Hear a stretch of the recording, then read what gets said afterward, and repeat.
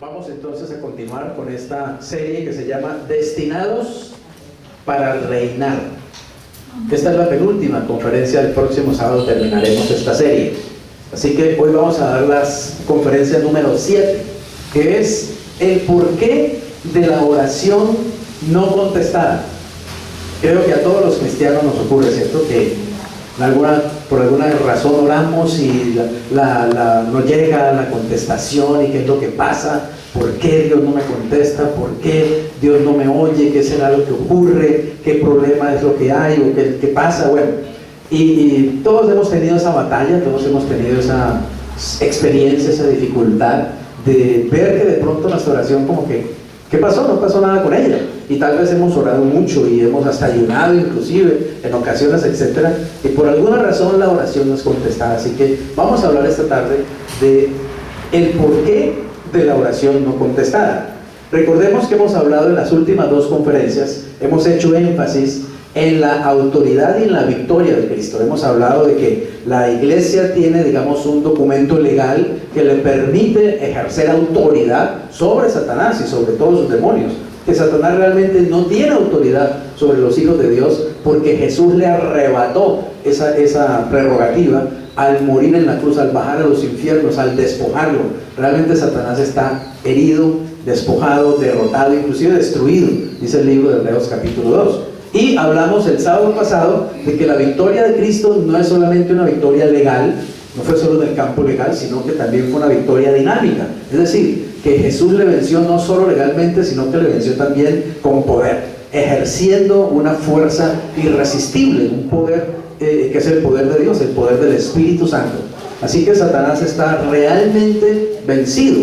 Sin embargo, nosotros, la iglesia de Jesucristo, estamos aquí en la tierra y tenemos que enfrentar todavía a este enemigo, porque él está vencido, él está derrotado y él sabe que Cristo lo venció, pero él no ha dado su brazo a torcer. Él no va a dar su brazo a torcer hasta que sea lanzado al lago de fuego que arde con azufre, que dice el libro Apocalipsis, que será el destino final de Satanás. Por lo tanto, Satanás todavía sigue, digamos, presentando oposición a la iglesia de Jesucristo, presentando oposición al gobierno de Dios, a los planes de Dios en la tierra, oprimiendo a los hijos de Dios, presentando todavía tentaciones, inclusive a través de engaño y de mentiras, haciéndole creer a los cristianos que ellos no pueden vencerlo, que ellos no pueden enfrentarlo, que ellos no pueden realmente derrotarlo. Él sigue presentándose como invencible, como poderoso, como que él no ha perdido realmente la batalla, aunque realmente ya perdió la guerra. Así que la iglesia tiene que seguir haciendo su papel, el papel que Dios nos entregó. Recuerde que también hemos hablado de que la oración es un privilegio que Dios le entregó a la iglesia. Y es un privilegio, pero también es una responsabilidad la oración. Es decir, el hecho de que la iglesia tenemos que interceder por los asuntos de Dios. Tenemos que pedir de acuerdo a la voluntad de Dios, para que la voluntad de Dios, que es definida en los cielos, sea hecha de una manera eficaz, real, efectiva aquí en la tierra. Y eso es por medio de la oración, eso es por medio, digamos, de la obediencia de la iglesia. Así que comencemos pensando precisamente en 1 Juan 5, 14 y 15, que es una promesa maravillosa que hay en la palabra de Dios y muy cierta. Dice: esta es la confianza que tenemos en Él, que si pedimos alguna cosa conforme a su voluntad, Él nos oye. Y si sabemos que Él nos oye en cualquiera cosa que pidamos, sabemos que tenemos las peticiones que le hayamos hecho. Así que, resumiendo, lo que dice esta promesa es que Dios ha prometido escuchar y contestar todas las oraciones, pero si son de acuerdo a su voluntad.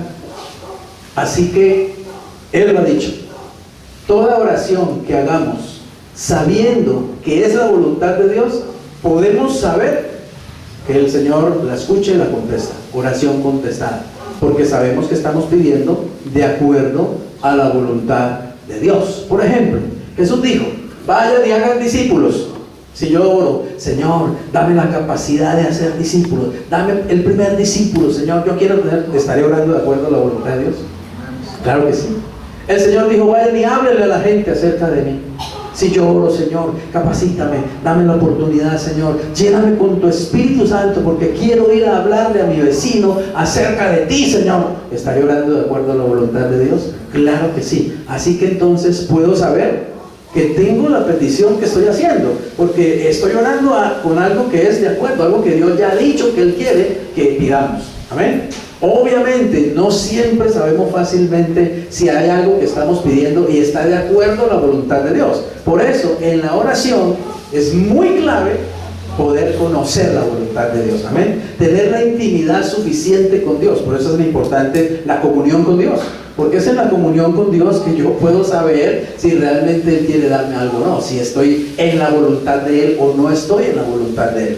Hay cosas que es muy fácil saber que son la voluntad de Dios porque están en la Biblia. Él me está diciendo, Él me lo está revelando. No tengo que preguntarle: Señor, ¿será tu voluntad, por ejemplo, que yo ame? ¿Será tu voluntad que yo perdone? No, está claro en la Biblia, Él quiere que lo hagamos. Así que ni siquiera tengo que orar pidiendo dirección para eso. Lo que tengo es que actuar de acuerdo a la palabra de Dios. Pero evidentemente hay otras situaciones en que uno no sabe fácilmente cuál es la voluntad de Dios, y por eso hay que buscarlo a Él personalmente en oración. Pero vamos a ver precisamente, el tema es: ¿por qué hay oraciones no contestadas? ¿Qué razones habrá para que nuestras oraciones tengan muchas veces, digamos, estorbo? Y la primera razón es que Dios está impedido, digamos entre comillas, impedido por los motivos egoístas. Y digo entre comillas porque realmente Dios puede actuar por encima de nuestras debilidades, ¿está claro? Dios puede actuar por encima de cualquier poder o cualquier, digamos, circunstancia. Sin embargo, Dios se autolimita, digámoslo así, porque Él obra de acuerdo a sus normas, de acuerdo a sus reglas. Es decir, Él no va a pasar por encima de sus propios principios. Él no va a pasar por encima de lo que Él mismo ha establecido para darnos una respuesta. Así que es importante, digamos, que entendamos que hay condiciones necesarias también para que nuestra oración sea contestada. Y una de las razones por las cuales nuestra oración no es contestada es porque lo hacemos con motivos egoístas. Como dice Santiago 4:3, piden y no reciben porque piden ¿qué? Mal, para gastar en sus deleites. Así que muchas veces realmente no recibimos porque en la motivación por la cual estamos pidiendo algo es una motivación egoísta, no es una motivación en Dios, no es una motivación dirigida por el Espíritu Santo, es una motivación dirigida por nuestra propia carne. Por ejemplo, ¿cierto? Si yo le digo al Señor: Señor, mi vecino se compró un carro último modelo, dame a mí también uno, y mejor y más bonito que el de él, Señor, para que él no piense que yo soy un pobretón ni nada, para que él se dé cuenta que yo sí realmente, aún puede uno decir esto: Señor, para que Él vea que tú bendices a los cristianos, ¿cierto? Y entonces tú te lleves la gloria. Dame una camioneta 4x4 para que tú te glorifiques, ¿sí? Eso es una motivación realmente egoísta. Y Dios conoce el corazón. Dios no va a contestar esa oración. Él no está en el negocio de estar dando juguetes y regalando cosas simplemente para que nosotros inflemos nuestro ego o nos demos o nos pavoniemos o nada parecido. Así que una de las razones por las cuales nuestras oraciones no son contestadas es porque muchas veces nuestros motivos son egoístas. Amén. Y tenemos que examinar mucho. Por eso uno tiene que decirle: Señor, ahora lo hacía Marilena en la oración, ¿cierto? Examina nuestros corazones, examina mi corazón. Uno tiene que decirle realmente: Señor, examíname, porque uno a veces se examina a uno mismo y dice: no, yo estoy bien, ¿cierto? Yo estoy bien y la oración que estoy haciendo es legítima, es legal. Pero realmente el Espíritu Santo puede reacudirlo a uno y mostrarle en realidad que uno no está en la voluntad de Dios al estar pidiendo determinada cosa. Así que está muy claro: piden y no reciben porque piden mal, para gastar en sus deleites. Debe quedar en claro de una vez para siempre que cualquier razón para que la oración no sea contestada está siempre del lado humano. Es decir, la falla no está en Dios, la falla no está en la palabra de Dios. El problema lo tengo yo, y yo tengo que ser muy consciente de eso. No es que, es que Dios no me contesta porque es que, no, Dios al fin y al cabo que va, Dios no cumple lo que promete, ¿sí? O es que Dios no me contesta porque es que, no, es que Él no quiere, ¿sí? No, el problema lo tengo que tener yo. Realmente está en el lado humano el problema para la oración no contestada. Es importante que eso yo lo tenga muy claro. No busque en Dios el problema o en la palabra de Dios el problema, porque allá no está. Inicialmente entonces decimos: Una oración puede no ser contestada porque está motivada por motivos egoístas. ¿Amén? Ahora, hay otro impedimento, que es el orgullo espiritual. Fíjense, suena raro, ¿no? Orgullo espiritual, porque realmente pues el orgullo no tiene nada de espiritual, en realidad es de la carne. Pero es un orgullo que está a menudo disfrazado religiosamente, y de eso sí que sufrimos los cristianos, precisamente porque podemos disfrazar religiosamente nuestro orgullo, ¿sí? Muchas veces inclusive damos testimonios para la gloria de Dios, pero es para nuestra gloria realmente. Esa es la verdad, ¿sí? A veces decimos, y todo esto, es que, como el fariseo, ¿no? Es que, hermanos, les cuento que yo soy un diezmador muy, que se llama, muy fiel, y yo soy una persona que sí se preocupa por las personas que no conocen a Cristo. Yo no soy como otros de aquí de la iglesia que no le hablan a nadie de Jesucristo. Yo sí soy realmente una persona que lo hace, y todo esto lo hago para la gloria de Dios. Eso es pura religiosidad barata, es puro orgullo.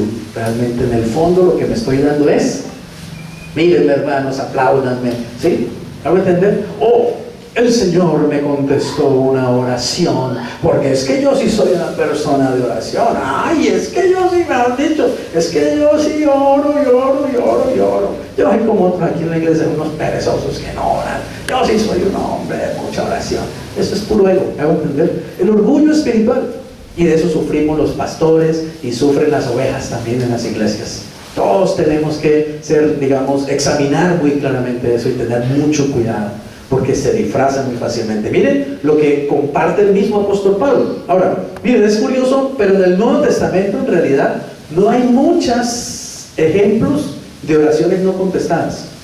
Pareciera que cuando el Señor Jesucristo hablaba de la oración, o los discípulos hablaban de la oración, daban por hecho que la oración debería ser contestada. Jesús no habló nada como de la oración no contestada a los discípulos, pero hay ejemplos, y este es uno de los ejemplos, casi que el único que hay realmente de este tipo en el Nuevo Testamento, y lo narra el apóstol Pablo como una experiencia personal. Dice así, 2 Corintios 12, 7 a 9: y para que la grandeza de las revelaciones no me exaltara desmedidamente, me fue dado un aguijón en mi carne, un mensajero de Satanás que me abofetee, para que no me enaltezca sobremanera. Respecto a lo cual, respecto a ese aguijón que tenía Pablo en la carne, le he rogado al Señor, 3 veces le he rogado al Señor que lo quite de mí, y me ha dicho, no te lo voy a quitar, debe bastarte mi gracia, bástate mi gracia. ¿Por qué? Porque mi poder se perfecciona en la debilidad. Por tanto, de buena gana me gloriaré más bien en mis debilidades, para que repose sobre mí el poder de Cristo. Es lo que Pablo nos está diciendo. ¿Ustedes creen que Pablo es un hombre que tenía mucha revelación? Que recibió mucha revelación de parte de Dios. De hecho, ¿cierto? Creo que no hay, ni siquiera Pedro ni los demás recibieron tanta revelación. Pues por eso hay 13 epístolas de Pablo, o 14 en la Biblia, ¿cierto? En cambio Pedro tiene 3 epístolas, Juan tiene 3 epístolas, etc. El que más escribió, el que más, digamos, fue usado para entregarnos el Nuevo Testamento, la revelación de Dios en el Nuevo Testamento, fue el apóstol Pablo. Él recibió revelaciones profundas de Dios, inclusive él cuenta una experiencia, ¿cierto? Dice, no, yo estuve allá en el tercer cielo, yo fui llevado hasta el tercer cielo y escuché cosas que no las puedo escribir, no las puedo describir, porque no hay manera de escribirlas, no hay forma de poderlas describir. Estuve allá, no sé inclusive si me llevaron en el cuerpo o me llevaron en el espíritu, pero yo estuve allá. Y precisamente dice, pero para que la grandeza de eso que yo he recibido, de toda esa revelación que yo he recibido, no me vuelva un hombre orgulloso espiritualmente. Hay cristianos que se saben 2 o 3 versículos y ya andan, pues no, ya son los teólogos, ¿cierto? Ya se creen la octava maravilla de la teología, ¿cierto? Orgullo espiritual. Os oraron y un enfermo de sanó, y no, ya mejor dicho, hay que cogerlos pues con pañuelo y hay que hacerles venia, porque ahí viene el ungido, vea, el Señor lo usa para sanar enfermos, ¿sí?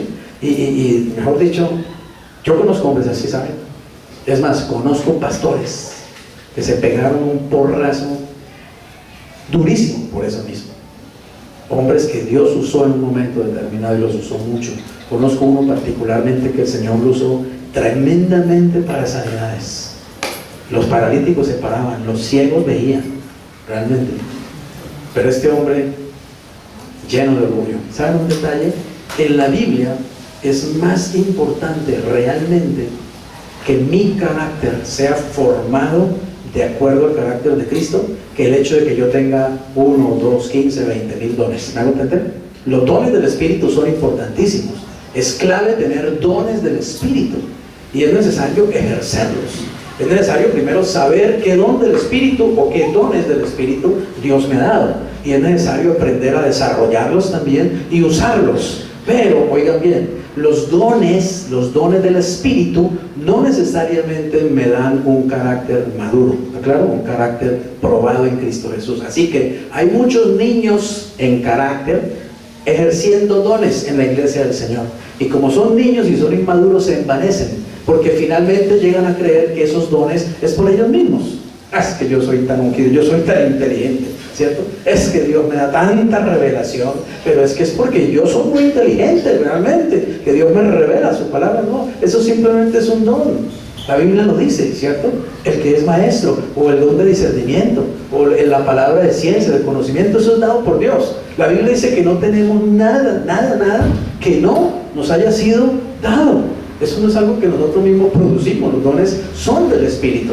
Pero conozco precisamente personas que están desequilibrados, ¿está claro? Hay dones, pero no hay suficiente carácter en Cristo. Entonces se desequilibran. El mismo Pablo le escribe a Timoteo hablándole de eso precisamente, acerca de lo importante que es. Dice, mira, no pongas de obispo ni pongas en liderazgo, digamos, a una persona inmadura, a un neófito, a un principiante en Cristo, le dice Pablo a Timoteo. ¿Por qué? Porque se puede envanecer y va a caer en la misma condenación del diablo. ¿Cuál es la condenación del diablo? Que el diablo se llenó de orgullo, de prepotencia. El diablo se creyó gran cosa, ¿cierto? No entendió que él era tan hermoso y que él era tan sabio, era porque todo eso se le había dado a Dios, y que toda la gloria se le debía a Dios, y él realmente se envaneció. La Biblia dice que hubo mal en su corazón, ¿cierto? Perfecto eras en todos tus caminos hasta que se halló mal en ti, en tu corazón.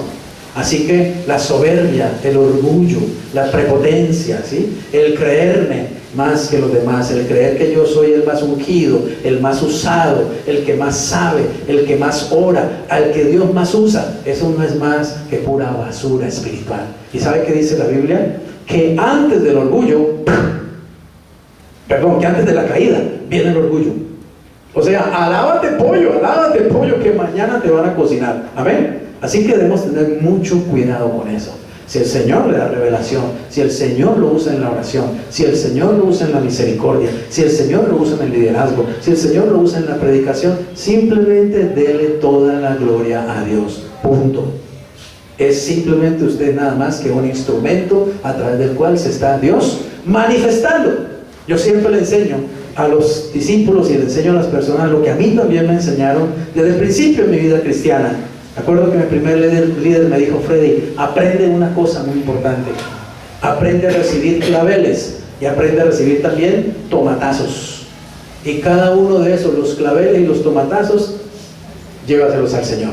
Si recibes claveles, dáselos al Señor. Si recibes tomatazos, dáselos al Señor. Amén. Así que, pero muchos se dejan adular, como hay tanto cepillador y lambón por ahí también, ¿cierto? Y entonces se van creyendo que ellos son realmente, ¿sí?, los que más saben y los que más Dios usa, etcétera, etcétera. Y eso es un peligro, eso se llama orgullo espiritual. Y eso forma un estorbo en oración, además de que no deja que el carácter realmente crezca en Cristo, madure en Cristo.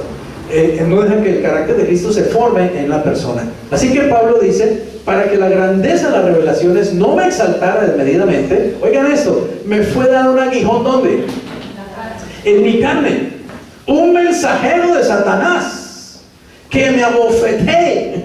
Imagínense, un mensajero de Satanás que venga y lo bofetea a uno, para que uno despierte, mijo. No hay que creer tampoco aquí pues la persicola del desierto, que usted no es más que un siervo, ¿sí? Usted no es más que un recipiente que Dios usa, punto. La gloria es para el Señor. Y Pablo oró al Señor que se lo quitara. Se cree generalmente, digamos, digamos, la opinión más extendida es que era una enfermedad que Pablo tenía en los ojos, que tal vez lo hacía, digamos, en algunos momentos se le ponían los ojos llenos de lagañas y le supuraban posiblemente, y Pablo tenía problemas de visión, problemas de la vista, era un problema en los ojos, y pues digamos que eso hacía sentir a Pablo a veces incómodo, ¿no? Imagínense qué tal yo salir aquí a predicarles a ustedes con los ojos todos pichos y todas las cosas, y entonces como incómodo, ¿no? Y como que no ver muy bien y todo este cuento. Entonces no se sentía muy cómodo, digamos, Pablo en algunas ocasiones. Inclusive él le dice a los corintios en alguna ocasión, le dice, bueno, aquella vez que fui a predicarles a ustedes, ustedes hubieran querido hasta sacarse los ojos para darlos. Precisamente eso es otro pasaje que apoya el hecho de que posiblemente era una enfermedad y algo de pronto desagradable, ¿no? ¿Entender? Algo molesto. Es como cuando uno, digamos, jovencito, de pronto se cree muy bonito y muy conquistador y no sé qué, ¿cierto? Y le sale una cantidad de granitos en la cara, ¿claro? Entonces una cantidad de barro, entonces empieza uno a preocuparse, ¿no? Por eso, ¿cierto? Uy, esos barros, esas cuestiones, uno se siente entonces incómodo, pierde hasta confianza por las muchachas, etc. Esos son a veces tratos de Dios precisamente, ¿ok? En otras palabras, Dios sabe cómo nos trata el eguito a cada uno de nosotros. Yo sé cómo me trata el ego Dios a mí, ¿está claro? Y cuando Dios me está tratando el ego, pues, ay Señor, tienes razón, el eguito se me está subiendo, entonces hay que bajarlo. ¿Por qué? Porque la Biblia dice que Dios exalta al humilde, pero al soberbio lo resiste, ¿sí? Al soberbio lo resiste. Y todos tenemos problemas de ego, porque todos tenemos un ego, una naturaleza humana pecaminosa. Y el ego no es malo en sí mismo, digámoslo así, pero el ego cuando toma el control es el problema, es lo que Dios no quiere. Dios no quiere que mi ego esté en el control, tomando el control. Él quiere que sea Cristo el que tome el control de mi vida. De hecho, siempre estamos rindiéndole, ¿cierto?, el primer lugar al Señor. Cuando usted sienta, cuando usted perciba, o cuando el Espíritu Santo le esté mostrando y le esté redarguyendo que su ego se está inflando, entonces dígale, Señor, perdóname, amén. Reconozco que he estado actuando en mi ego, que he estado actuando con orgullo, que he estado actuando con prepotencia, con soberbia, con sobradez. ¿Está claro? Perdóname, Señor, y te entrego voluntariamente, destrono mi ego, Señor, y te entrego a ti, voluntariamente te entrego todo mi ser, te entrego mis pensamientos, te entrego mis emociones, te entrego mi voluntad, y te pido, Señor Jesucristo, que tú tomes el control, ¿ok? Que seas tú el que viva a través de mí, porque la vida cristiana, finalmente la vida cristiana exitosa, la vida cristiana emocionante, la vida cristiana que trae fruto, consiste en una cosa muy sencilla: dejar que Cristo viva su vida a través de mí. Ese es todo el secreto. Entregarle el control a Cristo y dejar que sea Cristo el que vive su vida a través de mí. Amén. Que Él sane a los enfermos a través de mí, que Él enseñe la palabra a través de mí, que Él toque a las personas a través de mí, que Él sirva a la gente a través de mí. Entonces la gloria es para Cristo. Y cuando recibes tomate, los tomates son también para Él. Amén. No lo vas a tomar personal y no te vas a ofender porque, ay, no, es que, ¿cierto? No me felicitaron por la conferencia que di. Nadie se animó a decirme, uy, qué tremenda conferencia, qué tremendo conferencista es usted. Nadie me lo dijo, pero ¿por qué, Dios mío?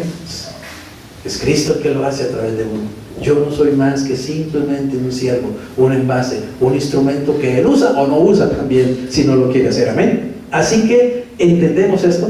El ego hay que ponerlo en su lugar. El ego no puede estar sentado en el trono. El que tiene que estar sentado en el trono de mi vida se llama Jesucristo. Y a Pablo, fíjense, le fue dado ese aguijón, esa enfermedad que lo humillaba en cierta manera, le recordaba, digamos, que aunque él había estado en el tercer cielo y él había tenido revelación, él todavía era un ser humano, de carne y hueso, ¿amén? Que se le enfermaban los ojos también. Entonces, eso como que lo voló a tierra, lo aterrizaba. Pero él dice, yo 3 veces le he rogado al Señor, Señor, por favor, sane. Ustedes se imaginan a Pablo, que es un hombre que echaba fuera demonios con un poder increíble, ¿cierto? Que sanaba enfermos el Señor a través de él, y él no fue sanado. Él seguramente más de una vez a lo mejor se puso las manos, él mismo, no, pues si yo he puesto mis manos y otros han sanado, pues me les puedo poner a mí mismo a lo mejor, ¿cierto? Y Señor, no pasaba nada. 3 veces he rogado al Señor, hasta que el Señor le respondió y le dijo, mira, Pablo, bástate mi gracia, mi gracia. Ahora, ¿no será a veces esto el impedimento a la sanidad física? ¿No será que a veces no somos sanados precisamente, físicamente hablando, porque hay orgullo espiritual? Porque hay ego en el control. Porque a lo mejor si Dios me sana, entonces me voy a vanagloriar. Imagínense una persona que de pronto esté en una cama, ¿cierto?, por una enfermedad, y el Señor lo sana, pero la persona se va a parar de la cama a seguir emparrandado, adulterando, bebiendo. ¿Me hago entender? Mejor que esté en la cama. Me acuerdo del paralítico. ¿Se acuerda el paralítico que Jesús sanó? Allá el paralítico en Bethesda, ¿cierto? Él le dijo, el Señor, está sano, ¿no? Cuando el hombre se lo encontró después al Señor. Y entonces Jesús le dijo, no peques, no sea que te venga una cosa peor.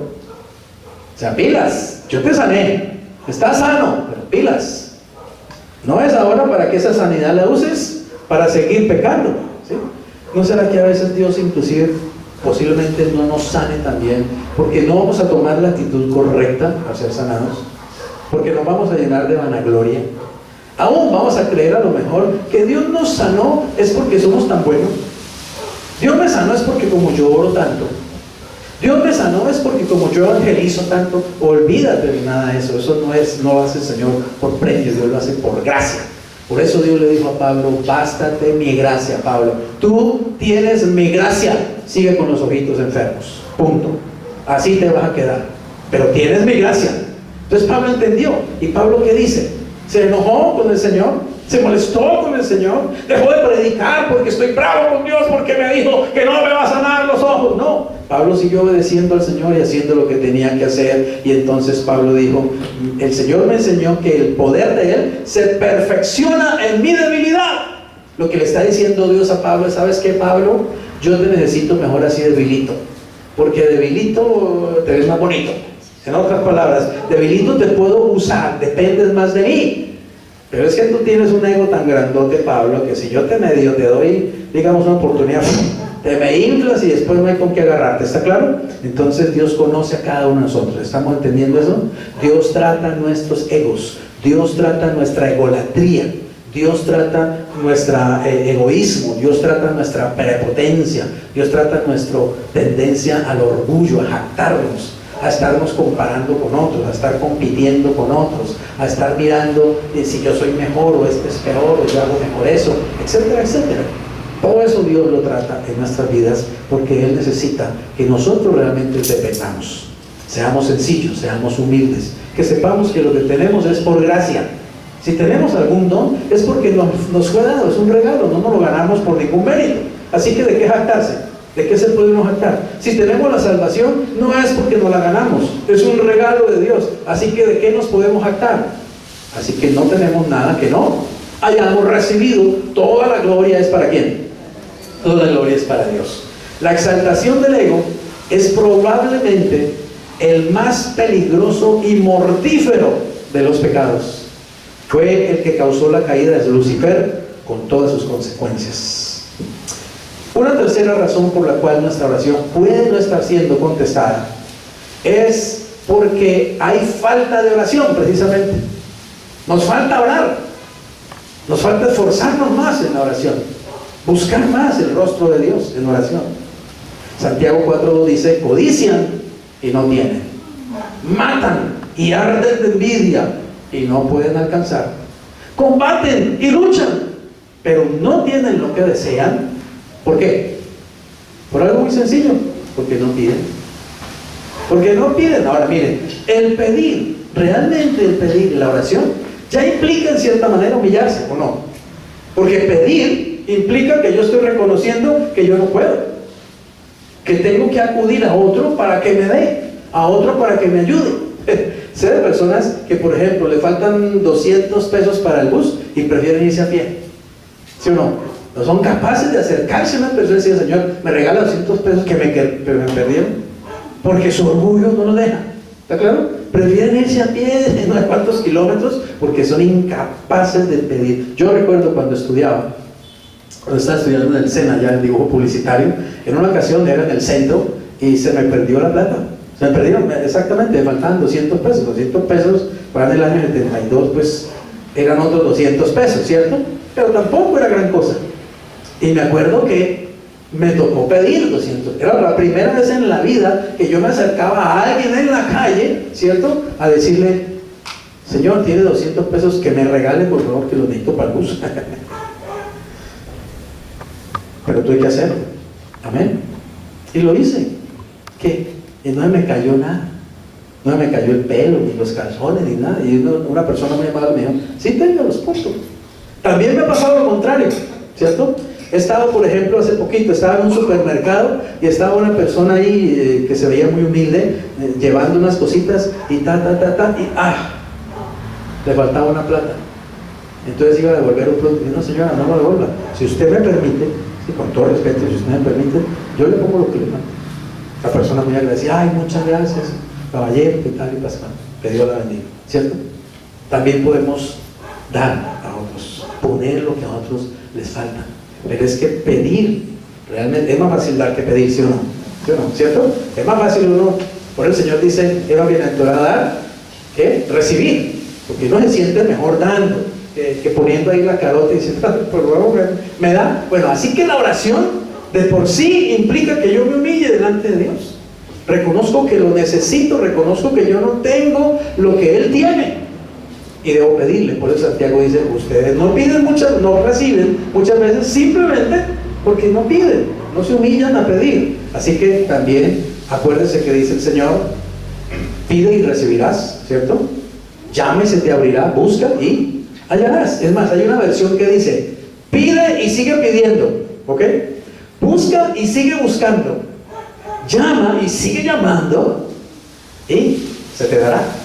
La importancia también de perseverar y de insistir es algo también, un principio muy importante. No solamente a veces no oramos, sino que no persistimos en la oración, no insistimos en la oración. Y es importante muchas veces insistir, y ya vamos a ver por qué. Si la iglesia no toma su lugar y entra, oiga esto, en sincera cooperación con el plan de Dios, el poder necesario para vencer a Satanás y para atarlo en la tierra no será liberado. Oiga eso, el sábado pasado dijimos: Satanás, ¿qué? Ya fue vencido, ¿sí o no? Satanás está bajo nuestros pies. Nosotros tenemos autoridad sobre él. Esa autoridad hay que usarla, ¿está claro? Hay que usarla todavía. ¿Por qué? Porque el enemigo todavía está como gato patas arriba defendiéndose, porque él todavía está atacando, porque él no ha aceptado esa derrota todavía, porque él no ha asumido la derrota realmente. Él dice: no importa, Jesucristo me dio una paliza, la terrible en la cruz, y me despojó realmente y me dejó humillado, pero yo me voy a vengar dándole pago a estos cristianos, ¿está claro? Y me voy a llevar también a los que más me pueda llevar conmigo, me los llevo para el lago de fuego que es de con azufre. No cristianos, sino de los no cristianos. Pero ¿qué tiene que hacer la iglesia? La iglesia entonces tiene que usar esa autoridad y presentar batalla contra el enemigo y ponerse firme contra él a las oposiciones que él pone. Y eso se hace a menudo es orando, amén, orando. Y por eso hay que perseverar muchas veces en la oración, porque las fuerzas del mal, las fuerzas espirituales satánicas están poniendo impedimentos, están tratando de que tú no hagas. Por ejemplo, arrodíllate y dile: Señor, yo me voy a dedicar toda esta semana a hablar de Cristo.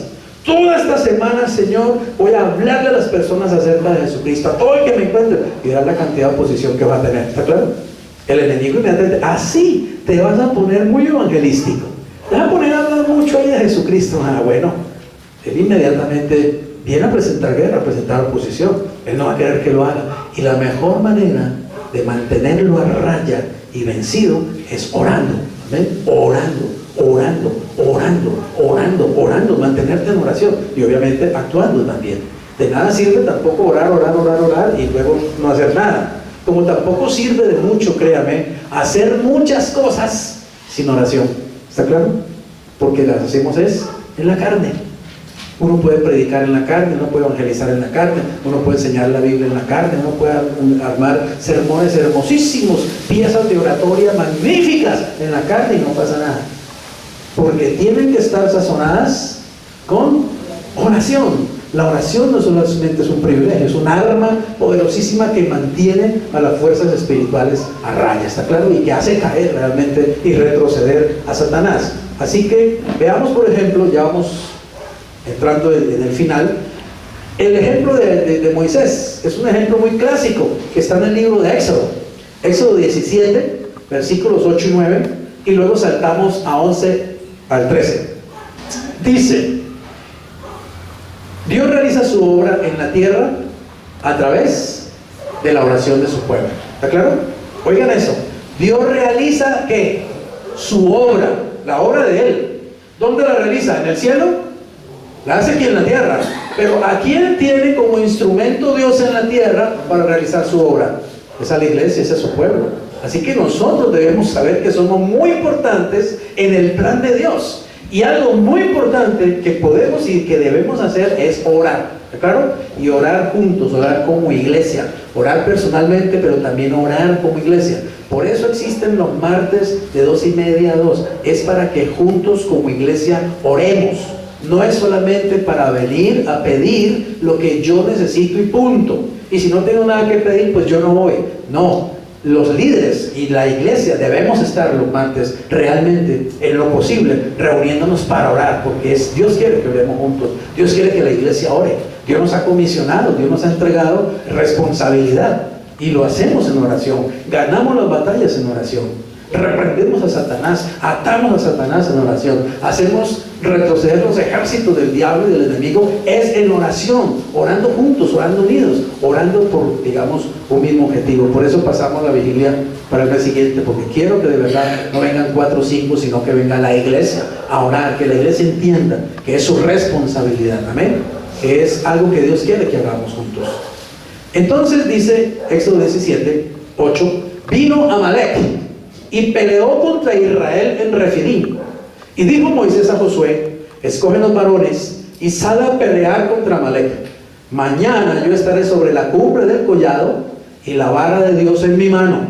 Oigan, le dice Moisés, se nos vino Amalek encima. A menudo, a propósito, Amalek es usado en el Antiguo Testamento, ¿cierto?, como espiritualmente también para representar a Satanás y a sus enemigos, a sus ejércitos. Amalek era una tribu, eran personas reales, pero el diablo las está usando precisamente para oponerse a Israel. Israel ha sido liberado de Egipto y va en su travesía por el desierto hacia la tierra prometida, y Amalek se les opone. Amalek sale al camino a hacerles guerra, a no dejarlos pasar. ¿Amén?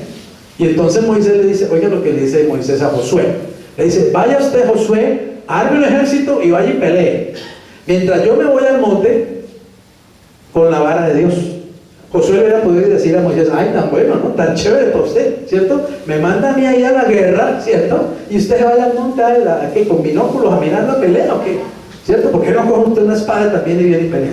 No, Josué no dijo eso. Josué conocía la autoridad espiritual, ¿cierto? Josué se sujetó a la dirección de su líder, Moisés.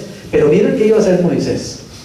Dice: y sucedía que cuando alzaba Moisés su mano, él tenía la vara de Dios, ¿no? Cuando alzaba Moisés su mano, Israel prevalecía, mas cuando él bajaba su mano, prevalecía Amalek. Y las manos de Moisés se cansaban, por lo que tomaron una piedra y la pusieron debajo de él, y se sentó sobre ella, y Aarón y Hur sostenían sus manos, el uno de un lado y el otro de otro. Así hubo en sus manos firmeza, oigan esto, hasta que se puso el sol. Y Josué deshizo a Amalek y a su pueblo a filo de espada. Qué tremenda lucha, ¿no? Qué tremenda batalla. Noten esto: había un ejército allá en el valle. Josué con espadas físicas dándole espada a los amalecitas, y los amalecitas dándole espada a los judíos. Pero mientras en el valle se estaba peleando una batalla física, en el monte se estaba peleando una batalla espiritual. Eso implica, evidentemente, ¿cierto?, que hay algo que no somos muy conscientes a veces los seres humanos, y particularmente los cristianos, y es de que paralelo a este mundo físico, aquí mismo hay un mundo espiritual, y que nosotros estamos permanentemente rodeados por seres espirituales. Unos están de parte de Dios y otros están de parte de Satanás. Y que la iglesia, precisamente, que está operando en la tierra, en el mundo físico, a menudo va a ser estorbada por ejércitos espirituales en las regiones celestes, dice la Biblia, ¿cierto? Ejércitos espirituales de maldad. Por eso dice Efesios, pónganse la armadura, mantengan la armadura puesta, pónganse el casco, pónganse el cinto, pónganse la coraza, tengan el escudo agarrado, tengan la espada en la mano, cálcense bien los pies, amén, porque no tenemos lucha contra carne ni contra sangre, sino contra principados, gobernadores, contra príncipes de las tinieblas, contra huestes espirituales de maldad en las regiones celestes. O sea, hay una batalla espiritual realmente, amén. La iglesia está abriéndose campo en la tierra, en el mundo. La iglesia está en un territorio enemigo que se llama el mundo. La iglesia está dentro de un sistema que el enemigo maneja, un sistema político, económico y religioso que se llama el mundo. Y la iglesia en ese sistema tiene que estarse abriendo permanentemente campo. La iglesia está extendiendo el reino de Dios. La iglesia está buscando llevar la palabra de Dios a donde nunca ha llegado. La iglesia está buscando alcanzar y conquistar los corazones para Cristo. La iglesia está orando por las cosas que Dios quiere que oremos, amén. La iglesia es un ejército también que está en batalla contra Amalek. Pero en esa batalla, oigan bien, hay algo muy importante que se llama la oración, porque la oración es la que vence en el mundo espiritual. Mientras Josué estaba dando espadazos físicos, Moisés estaba dando espadazos espirituales allá en el monte. Y por eso cuando las manos de Moisés se cansaban, los demonios eran desatados y volvían los de Amalek y empezaban a vencer a los israelitas. Pero cuando Moisés volvía y levantaba el báculo de Dios, la vara de la autoridad y del poder de Dios, entonces los israelitas encontraban el poder y la fuerza, y las entidades satánicas eran atadas seguramente por los ángeles de Dios, y entonces prevalecían los israelitas, hasta que entonces Moisés encontró el método, ¿cierto? Sentarse en una piedra y que dos hombres que estaban de pie al lado y lado le mantuvieran las manos en alto, y eso fue hasta que se puso el sol, hasta la tarde. Eso fue una batalla de todo un día. Pero ¿cuál fue el resultado? Vencieron los israelitas. ¿Saben cómo vamos a vencer nosotros en la vida, en los embates de esta vida? ¿Sabe cómo vamos a poder abrirnos campo en las cosas de esta vida? ¿Sabe cómo se van a abrir campo nuestros hijos en este mundo? ¿Sabe cómo van a ellos a conquistar también sus sueños en este mundo? ¿Y cómo van ellos inclusive a ser siervos de Dios en este mundo? Es en la medida que estemos en el monte orando, amén. Es en la medida que entremos en la presencia de Dios y busquemos el rostro de Dios y pongamos todas las cosas en oración, en oración. Ahora decía Elizabeth que ella ha estado permanentemente orando por su hijo. Yo soy testigo de eso, de cómo Carlos se fue a Estados Unidos, de cómo empezó a tener inclusive una cantidad de problemas, obstáculos, y cómo ha sido una lucha en oración. Pero esa oración ha ido venciendo. Él ha estado peleando en la batalla en el campo, y su mamá y su familia han estado en el monte orando permanentemente por él. Y él ha ido conquistando, ¿cierto?, las cosas. Y así es en oración que tenemos que conquistar todas las cosas. Se nos olvida, ¿cierto? Se nos olvida que a veces comenzamos a trabajar en la carne y hacer las cosas en nuestro esfuerzo personal, y entonces ¡pum!, nos damos contra una pared aquí, y metemos la cabeza por acá y ¡pum!, también allá, y ¡pum!, allá, y entonces pero ¿qué es lo que pasa? ¿Qué, Señor? ¿Por qué no me oyes? Nos ponemos a pelear con el Señor. No al entender que el problema lo tenemos nosotros. Nosotros somos los responsables de hacer lo que Él nos dijo que hagamos. Él ya lo hizo todo por nosotros, y Él ya ganó la victoria, y Él ya venció al enemigo. Ahora dice: ahora les tiro los despojos de ese enemigo, acaben ustedes de arrasar. Pero tienen que hacerlo con las armas espirituales, amén, con las armas espirituales. Así que no nos olvidemos de eso. ¿Cuál es la causa, finalmente, entonces, de la falta de oración? Si uno de los problemas graves es la falta de oración, el hecho de que no oramos suficientemente, o ni siquiera oramos, o oramos en la, ¿qué diríamos?, en la emisora equivocada, ¿cierto? ¿Cuál es la causa de eso? En el fondo, ¿saben? En el fondo de este problema de la oración no contestada, en el fondo está esta causa: falta de fe en la integridad de la palabra de Dios, amén.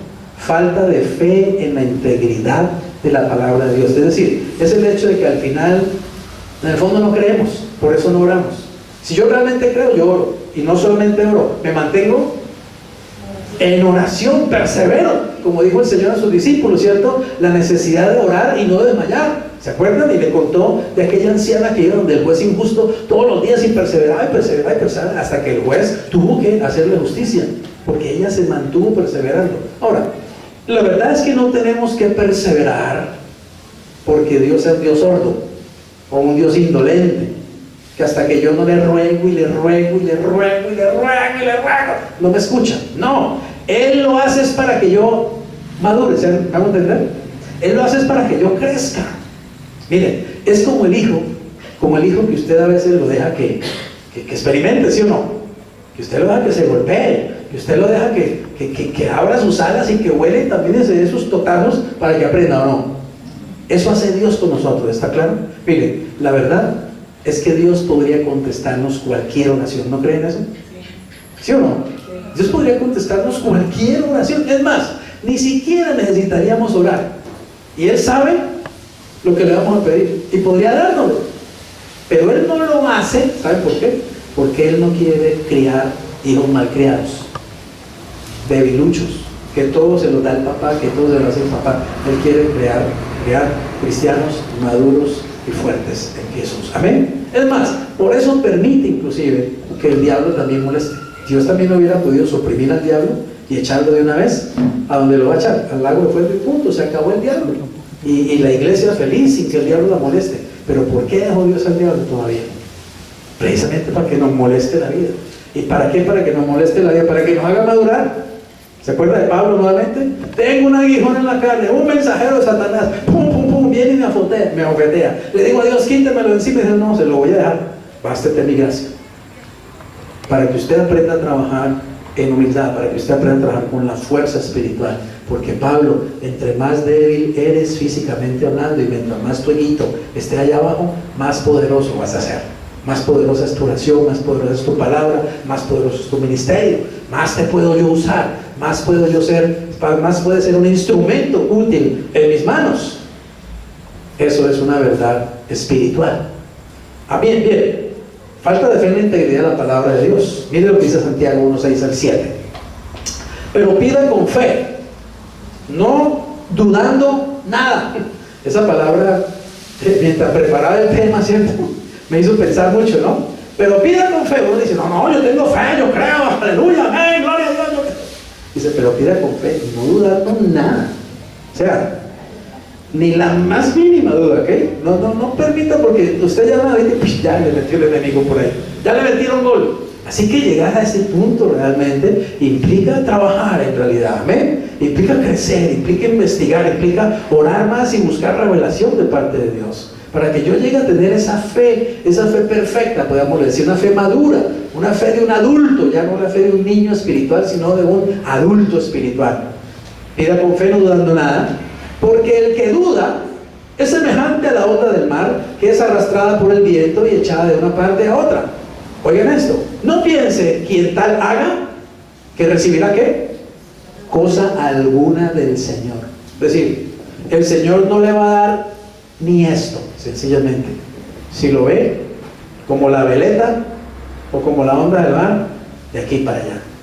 Hoy le digo, Dios mío, tú eres lo máximo, eres una maravilla, yo te amo, yo te adoro, yo te entrego mi vida. Y mañana, Dios, no sirve para nada, voy a botar esa Biblia, eso no sirve de nada orar, eso es pura paja que usted le contesta a uno, pura carrera. ¿Está claro? Dios no le va a dar nada, no le va a dar ni 5. Lo va a mantener es ahí hasta que se humille, ¿está claro? Hasta que se humille realmente y aprenda a ser una persona madura en el Señor y aprenda a alabarlo y adorarlo aún en medio de las circunstancias, aún en medio de las tribulaciones, y aprenda a gozarse aún en medio de las dificultades, que son las cosas más difíciles, ¿cierto? Aprender a gozarnos en medio de las dificultades. Tiene que ser uno muy maduro espiritualmente para poder llegar a hacer eso. Y allá quiere Dios que lleguemos. Quiere que lleguemos a la plenitud y a la estatura de su propio Hijo Jesucristo. Así que nos falta camino, ¿cierto? Tenemos mucho por qué todavía, digamos, ascender, pero hay que seguir adelante, amén. No hay que cansarnos, no hay que desmayar, hay que seguir adelante. Y si el Señor le ha dicho, le ha dado una promesa, mire, si el Señor le ha prometido algo, si el Señor le ha dicho, te voy a dar tal cosa, y usted no ve ni 5, al contrario, antes ve todo lo contrario, persevere en oración, no desmaye. Si Él se lo dijo, préndase de la palabra del Señor, préndase de su palabra y siga perseverando. Muchas veces perdemos porque dejamos de orar. Yo mismo he perdido bendiciones porque he dejado de orar. Me he cansado. No, que a veces Dios me dijo, pues no va a llegar. Y he dejado de orar. Y me doy cuenta que le he dado al enemigo ventaja, ¿está claro? Ese terreno que uno no gana en oración, ¿quién lo gana? ¿Quién se apodera? El enemigo. En cambio, cuando redoblo nuevamente mi oración y vuelvo y agarro, no, Satanás, y vuelvo y lo saco de ahí, ¿sí? Para afuera, con sus chinos para afuera, que esto es mío, porque Dios me dijo, ven, y sigo y redoblo la oración, veo los resultados. Pero sí he perdido bendiciones, porque en algún momento realmente me cansé, dejé de creer, y yo no oro más por eso, ya lloré, y eso que y lo dejé allí. Amén. El Señor, inclusive por su misericordia, viene y le recuerda a uno, ¿no? Ya se dice, vea, pilas que usted dejó de orar por esto. Vuelva, redoble la oración, humíllese, quebrántese, arrepiéntase y haga lo que le digo que tiene que hacer. Y uno puede hacerlo gracias que el Espíritu Santo también nos recuerda. Pero perdemos bendiciones por eso, porque no perseveramos en fe. ¿Ok? Así que pida con fe, no dudando nada. Pida eso, pida siempre en oración. Revise su fe, revise su actitud. Que no haya orgullo espiritual, que no haya motivaciones egoístas, que no haya negligencia en el orar y que haya fe realmente en la palabra de Dios. Toda oración evidentemente no contestada y que está de acuerdo con la voluntad de Dios, oigan esto, la oración puede estar de acuerdo con la voluntad de Dios y sin embargo no ser contestada. Pero ¿cómo así? Si leímos al principio que sabemos que si pedimos conforme a su voluntad, Él oye y nos da lo que le pedimos. Pero ¿saben una cosa? Miren, muchas veces puede ser la voluntad de Dios algo, pero Él quiere que yo ore por eso, ¿está claro? Que yo insista en oración por eso. Y el no hacerlo le da oportunidad al enemigo para que Él llene ese campo y yo me puedo perder bendiciones que Dios me quería dar. Es como en la vida, pasa muchas veces también, ¿no? En la vida normal, ¿cierto? Hay oportunidades que vienen y uno a veces por miedo, por incredulidad inclusive, por pereza, por lo que sea, uno las deja pasar, ¿sí o no? Y no vuelven más esas oportunidades a veces. Ahí está como digamos, la narración o el relato, ustedes lo han oído muchas veces, del hombre que había una tremenda inundación, ¿se acuerdan? Una tremenda inundación y el agua subiendo ya, y él en el techo de su casa ya, porque el agua subía y subía y subía, y vinieron unas personas, creo que en una lancha o en una barquita de remos, y le dijeron, súbase, y él, no, que yo estoy esperando, ¿qué era? No, que Dios me salve, ¿no? Que Dios me salve, estoy esperando que Dios me salve, ¿sí? Y luego vino otro, una lancha con motor, y doble motor y toda la cosa, y el agua subiendo más, y venga, súbase, mire que, no, es que yo estoy esperando que Dios me salve, es que yo le pedí a Dios que Él me salve. Y vino un helicóptero y tampoco, y se ahogó. Y llegó al cielo allá todo bravo a reclamar.